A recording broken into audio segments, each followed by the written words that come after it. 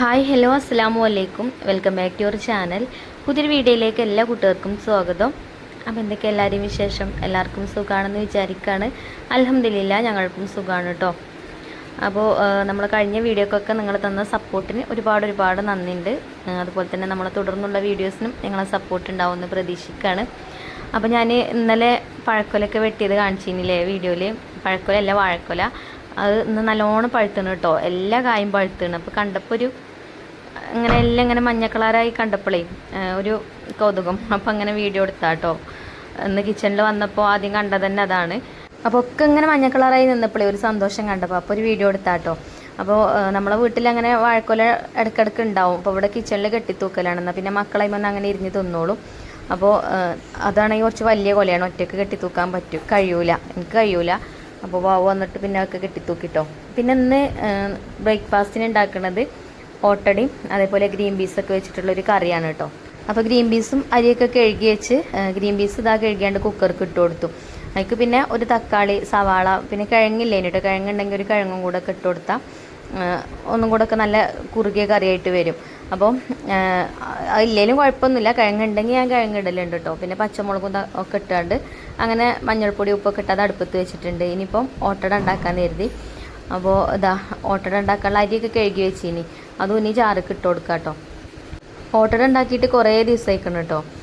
അപ്പോൾ നോമ്പൊക്കെ കഴിഞ്ഞിട്ട് പിന്നെ നോമ്പിനും ഓട്ടട ഉണ്ടാക്കിയിട്ടില്ല, നോമ്പിൻ്റെ കുറേ മുന്നേ ഉണ്ടാക്കിയതാണ്. അപ്പോൾ ഇതാ ഞാൻ ജാർക്ക് അരിയൊക്കെ ഇട്ട് കൊടുത്തു. പിന്നെ ഒരു 2-3 സ്പൂൺ ചോറും ചേർത്ത് കൊടുക്കുന്നുണ്ട്. നമ്മൾ സാധാ റേഷൻ കടയിൽ അരിയാണ് ചോറൊക്കെ എടുക്കൽ. അപ്പോൾ ആ ചോറ് തന്നെ കേട്ടോ ഇട്ട് കൊടുക്കുന്നത്. പിന്നെ കുറച്ച് തേങ്ങ ചെരുവിയത് ഇട്ട് കൊടുത്തിട്ടുണ്ട്. ബാക്കി തേങ്ങ അവിടെ വെച്ചിട്ടുണ്ട്, അത് ഇനി നമുക്ക് മാവൊക്കെ ഇട്ട് കൊടുക്കാം. ഇനി കുറച്ച് വെള്ളം ഒഴിച്ചാണ്ട് അരച്ചെടുക്കുക. പിന്നെ മാവക്ക് വെള്ളം നമുക്ക് തിളച്ച വെള്ളം ഒഴിച്ചു കൊടുക്കാം കേട്ടോ. ലാസ്റ്റ് അരച്ചാണ്ട് നമ്മൾ പാത്രത്തേക്കൊക്കെ ഒഴിച്ചു കൊടുത്ത് കഴിഞ്ഞിട്ട് അപ്പോൾ ഇതാ മാവൊക്കെ ഞാൻ അരിയൊക്കെ അരച്ച് ഇതാ മാവാക്കിയിട്ടുണ്ട് കേട്ടോ. ഇനി നമുക്ക് ഇതാ പാത്രത്തേക്ക് ഒഴിച്ചു കൊടുക്കാം. ഇനി ആ ജാർക്ക് തിളച്ച വെള്ളം ഒഴിച്ചിട്ട് നമുക്ക് മാവൊക്കെ ഒഴിച്ചു കൊടുക്കാം കേട്ടോ. അപ്പം മാവ് ഇങ്ങനെ കുറുകി വരും.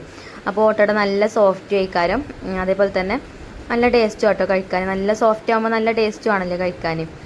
തിളച്ച വെള്ളം ഒഴിച്ചാൽ അപ്പം തന്നെ ഇളക്കി കൊടുക്കണം. അപ്പോൾ നമ്മളവിടെ ഉള്ള ആൾക്കാർക്കൊക്കെ അധികം ഓട്ടട ഉണ്ടാക്കാൻ അറിയാം. ചില നാട്ടിലൊന്നും ഇതേപോലെ അല്ലല്ലേ ഓട്ടട ഉണ്ടാക്കുക, വേറെ രീതിയിലൊക്കെയാണ് ഉണ്ടാക്കുക. അപ്പോൾ അതുകൊണ്ടാണ് ഞാൻ ഡീറ്റെയിൽ ആയിട്ട് പറഞ്ഞത് കേട്ടോ. നമ്മളെ വീഡിയോ ഇപ്പോൾ കുറേ സ്ഥലത്തുനിന്ന് കുറേ ആൾക്കാർ കാണുന്നുണ്ടല്ലോ, പുതിയ കൂട്ടുകാരൊക്കെ ഒരുപാട് നമുക്ക് വന്നിട്ടുണ്ട് ഇപ്പോൾ.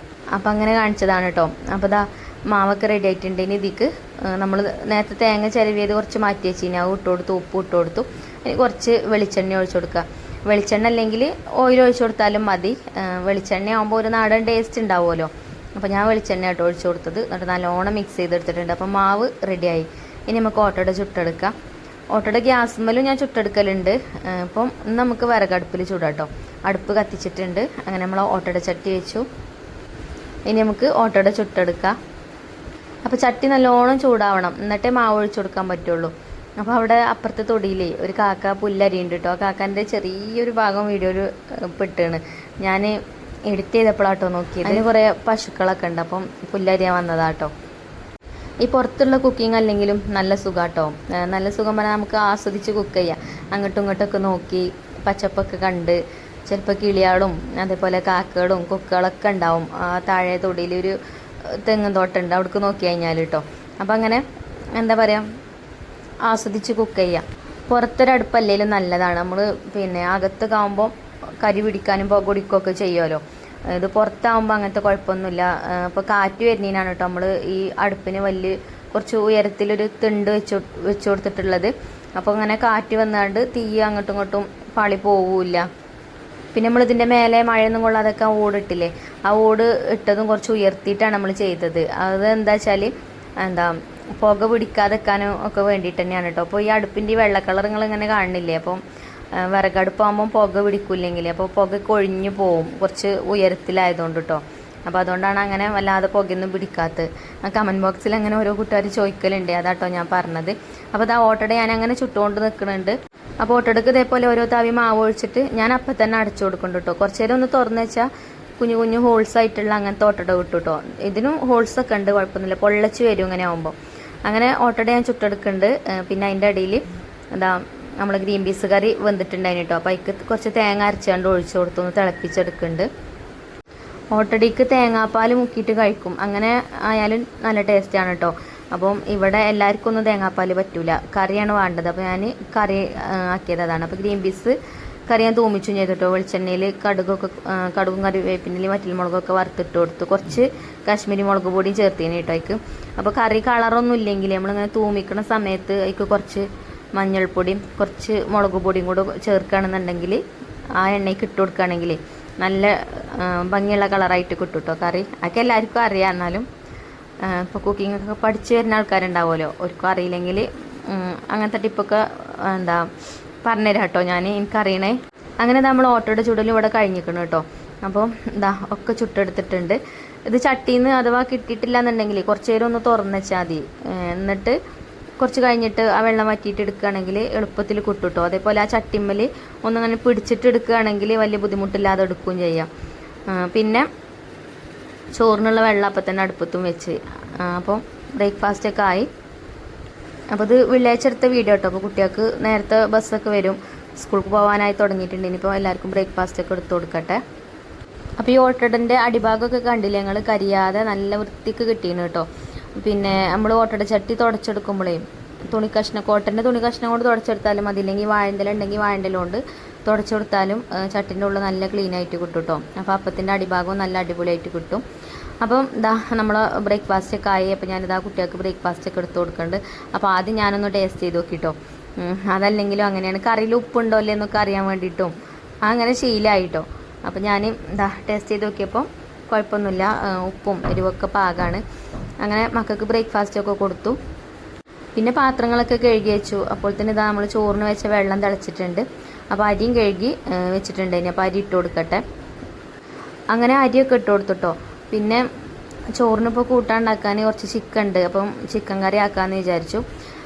പിന്നെ ഉപ്പേരി, പപ്പടം, ചമ്മന്തി അങ്ങനെയൊക്കെ കുറേ വിഭവങ്ങളൊക്കെ ഇട്ട് ഉണ്ടാക്കലുണ്ട് ഉച്ചക്ക് ചോറിന് കൂട്ടാൻ. ഞാൻ അവിടെ വീട്ടിലുണ്ടെങ്കിൽ കേട്ടോ. ഇപ്പോൾ പിന്നെ വാട്സപ്പിലൊക്കെ ഇങ്ങനെ ഓരോ വോയിസൊക്കെ കേട്ടില്ലേ. അപ്പോൾ യുദ്ധമൊക്കെ നടക്കുന്നതുകൊണ്ട് ആവശ്യത്തിന് മാത്രം ഫുഡൊക്കെ ഉണ്ടാക്കി കഴിക്കുക, പിന്നെ നമുക്ക് കരുതി വെക്കണം എന്നൊക്കെ പറയണ ഓരോ വോയിസും കാര്യങ്ങളൊക്കെ നമ്മളിങ്ങനെ കേൾക്കണമല്ലേ. അല്ലെങ്കിൽ നമുക്കങ്ങനെ ആർഭാടൊന്നുമില്ല കേട്ടോ. ഉച്ചയ്ക്ക് എന്തെങ്കിലും കറി, ചിലപ്പോൾ ഒരു ഉപ്പേരിയൊക്കെ ഉണ്ടാവും. അത് ചിക്കനോ ബീഫോ മീനൊക്കെ അധികം എന്തെങ്കിലുമൊക്കെ ആയിട്ട് ഒന്നും ഉണ്ടാവും. അത് വിചാരിച്ചിട്ട് കുറേ അങ്ങനെ വാരി വലിച്ച് കഴിക്കലൊന്നുമില്ല കേട്ടോ. ചിക്കനൊക്കെ നിങ്ങൾ കണ്ടിട്ടില്ലേ, ഞാൻ ചിക്കൻ ചിക്കൻ കൊണ്ടുവരുമ്പോൾ ഞാൻ കുറേശ്ശെ അവിടെ എടുത്ത് വെക്കും. പിന്നെ എപ്പോഴേലൊക്കെ കറി ഉണ്ടാക്കാനൊന്നും ഇല്ലെങ്കിൽ അപ്പം എടുക്കാമല്ലോ വിചാരിച്ചിട്ട്. അങ്ങനെ ഒന്നായിട്ട് അങ്ങനെ വാരി വലിച്ച് കഴിക്കണ സ്വഭാവമൊന്നും ഇവിടെ ആർക്കും ഇല്ല കേട്ടോ. ഒക്കെ കുറേശ്ശെ തന്നെ ഉണ്ടാക്കലുള്ളൂ. അപ്പോൾ ചിലപ്പോൾ നിങ്ങൾ വിചാരിക്കും എന്ന് വെക്ക് ചിക്കൻ കറിയാണ്, അപ്പോൾ ഒരു ചിക്കൻ കൊണ്ടുവന്നാൽ 2-3 ദിവസത്തിനുണ്ടാവും. അതുകൊണ്ടാട്ടോ. അത് നമ്മൾ സാധാരണക്കാരെ വീടുകളിലൊക്കെ അങ്ങനെ തന്നെ ആയിക്കാരല്ലേ. അപ്പം ചോറൊക്കെ വെന്തതിന് ചോറ് കൂട്ടിയിട്ടുണ്ട് കേട്ടോ. അപ്പോൾ അടുപ്പ് ഒഴിഞ്ഞിട്ടുണ്ട്. അപ്പോൾ അടുപ്പത്തേക്ക് ഞാനൊരു കടായി വെച്ചിട്ടുണ്ട്. അതിക്ക് കുറച്ച് ഓയിൽ ഒഴിച്ചു കൊടുത്തിട്ടുണ്ട്. ചിക്കൻ കറി ഉണ്ടാക്കാൻ സവാള ഒന്ന് ഫ്രൈ ആക്കി എടുക്കണം കേട്ടോ. അപ്പോൾ ഇന്ന് വേറെ രീതിയിലാണ് ചിക്കൻ കറി ഉണ്ടാക്കുന്നത്.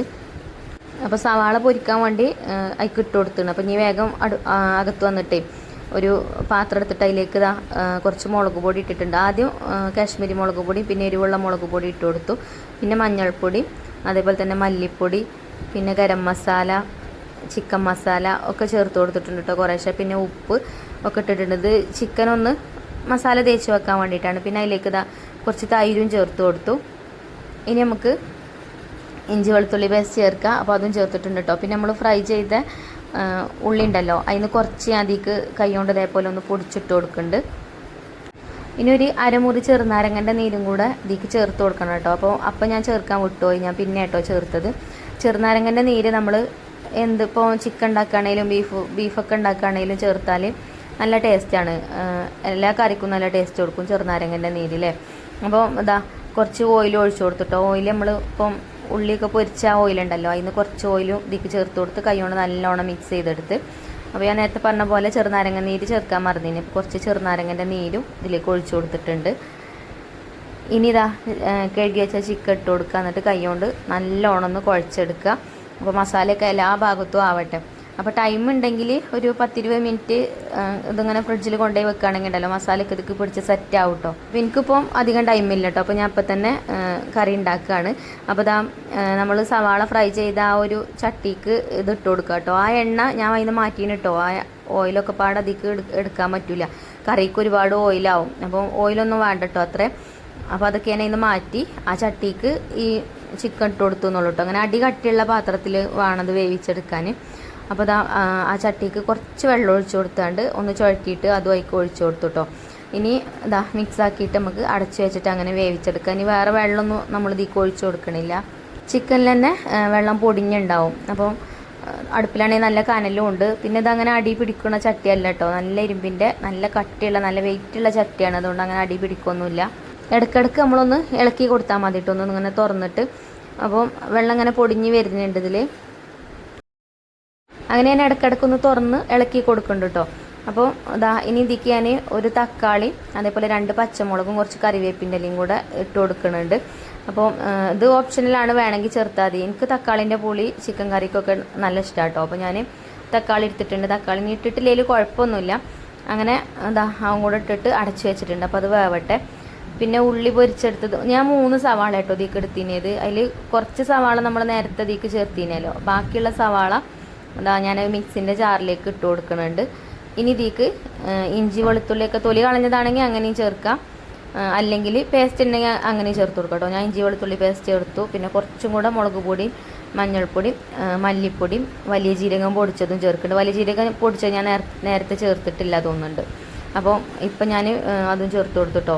ഇനി പൊടിച്ചതില്ലെങ്കിൽ സാധാ ജീരകം ഉണ്ടല്ലോ, അതാണെങ്കിൽ അത് ചേർത്താലും മതി കേട്ടോ.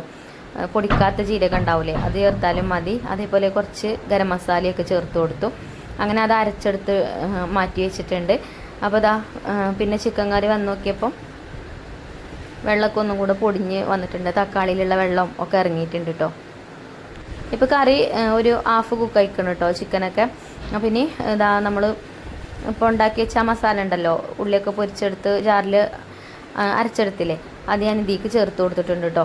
അപ്പോൾ നല്ല ടേസ്റ്റുള്ളൊരു ചിക്കൻ കറിയാണ് കേട്ടോ. ഇത് നമുക്ക് ചോറിൻ്റെ കൂടി നെയ്ച്ചോറിൻ്റെ കൂടി സാദാ ചോറാണെങ്കിലും നെയ്ച്ചോറാണെങ്കിലും അതേപോലെ പത്തിരി ഇടിയപ്പം എല്ലാത്തിനും നല്ല ടേസ്റ്റാണ് കേട്ടോ. വെള്ളപ്പത്തിക്കൊക്കെ നല്ല ടേസ്റ്റാണ്. ഉണ്ടാക്കാനും വലിയ പണിയൊന്നുമില്ല കേട്ടോ. ആ ഉള്ളി പൊരിച്ചെടുക്കണം അത്രേ ഉള്ളൂ. പിന്നെ ഉള്ളി പൊരിച്ചെടുത്ത ഓയിൽ മുഴുവൻ ഞാൻ അതിക്ക് ചേർത്തിട്ടുമില്ല. അങ്ങനെ ഒരുപാട് ഓയിലൊന്നുമില്ല. പിന്നെ എൻ്റെ ഫോണ് സാധാ ഫോണാണ് കേട്ടോ. ഐഫോണൊക്കെ ആണെങ്കിൽ ഇതിൻ്റെ കറക്റ്റ് കളർ ഇങ്ങോട്ട് കിട്ടും. അപ്പോൾ ഇതിൽ കാണുമ്പോൾ നിങ്ങൾക്ക് അങ്ങനെ കളറൊന്നും വലിയ ഇതിൽ തോന്നണില്ല. പക്ഷെ കാണാൻ നല്ല ലുക്ക് ഉണ്ടായിന്, കഴിക്കാൻ നല്ല ടേസ്റ്റും ഉണ്ടായിന് കേട്ടോ. അപ്പോൾ നമ്മളെ ഫോണിൻ്റെ ക്ലാരിറ്റിയാണ് ചിക്കൻ കറിൻ്റെ കളറിങ്ങനെ കേട്ടോ. അപ്പോൾ എന്തായാലും ഒന്ന് ട്രൈ ചെയ്ത് നോക്കോണ്ടി. വീട്ടിലുള്ളവർക്കൊക്കെ ഇഷ്ടമാവും കേട്ടോ. അതേപോലെ ചിക്കൻ കറി ഉണ്ടാക്കിയാൽ ഉള്ളി പൊരിക്കുമ്പോൾ ഉള്ളി കരിക്കരുത് കേട്ടോ. കരിഞ്ഞ ടേസ്റ്റ് ഉണ്ടാവും. പാകത്തെ മൂപ്പിന് അടുപ്പത്തുനിന്ന് വാങ്ങണം കേട്ടോ, കോരി മാറ്റണം. അങ്ങനെ ചിക്കനൊക്കെ വെന്ത് പിന്നെ കുറച്ച് കറിവേപ്പിൻ്റെ ഇലയൊക്കെ ഇട്ട് കൊടുത്താണ്ട് അടുപ്പത്തുനിന്ന് ഇതാ നമ്മളെ കറി വാങ്ങി വെച്ചിട്ടുണ്ട്. പിന്നെ ഇരുമ്പിൻ്റെ ചട്ടിയിൽ നമ്മൾ കുക്ക് ചെയ്താലേ ആ ഇരുമ്പിൻ്റെ ചട്ടിയിൽ നിന്ന് മാറ്റണം കേട്ടോ. അതിൽ തന്നെ വെച്ച് കഴിഞ്ഞാൽ നമ്മളിത് അപ്പോഴൊന്നും എടുക്കൂലല്ലോ. പിന്നെ ഫുഡ് കഴിക്കാൻ നേരത്തെ നമ്മൾ എടുക്കുമ്പോൾ ആ കറിൻ്റെ കളറും മാറിയിട്ടുണ്ടാവും, ടേസ്റ്റിലും വ്യത്യാസം വരും കേട്ടോ. ആ ഇരുമ്പിൻ്റെ ചുവ മുന്നിക്ക് വരും. അപ്പോൾ ഞാൻ സ്റ്റീലിൻ്റെ ഒരു കടായിക്ക് നമ്മളെ കറിയൊക്കെ മാറ്റിയിട്ടുണ്ടായിന് കേട്ടോ. പിന്നെ ഇതാ ഉച്ചക്ക് ഫുഡ് കഴിക്കാനൊക്കെ ആയപ്പോൾ ചോറൊക്കെ വിളമ്പി നമ്മൾ ചിക്കൻ കറിയൊക്കെ കൂട്ടിയിട്ട് ചോറൊക്കെ കഴിച്ചു. ഇന്ന് വേറെ കൂട്ടാനൊന്നുമില്ല കേട്ടോ. അപ്പോൾ നല്ല ടേസ്റ്റ് ഉണ്ടായിന് ചിക്കൻ കറി. നിങ്ങളും ഒന്ന് ട്രൈ ചെയ്ത് നോക്കുകൊണ്ടി. അപ്പോൾ ഇന്നത്തെ വീഡിയോ ഇത്ര തന്നെ ഉള്ളൂ. ഇനി ഇൻഷാല്ല നല്ലൊരു വീഡിയോ ആയിട്ട് നമുക്ക് നാളെ കാണാം. വീഡിയോ ഇഷ്ടപ്പെട്ടാൽ ലൈക്ക് ചെയ്യാനും ഷെയർ ചെയ്യാനൊന്നും മറക്കരുത്. അതുപോലെ തന്നെ നമ്മുടെ ചാനൽ ആദ്യമായിട്ട് കാണുന്ന ഏതെങ്കിലും കൂട്ടുകാരുണ്ടെങ്കിൽ ഒന്ന് സബ്സ്ക്രൈബ് ചെയ്ത് സപ്പോർട്ട് ചെയ്യുക. അപ്പോൾ താങ്ക് യു ഫോർ വാച്ചിങ്.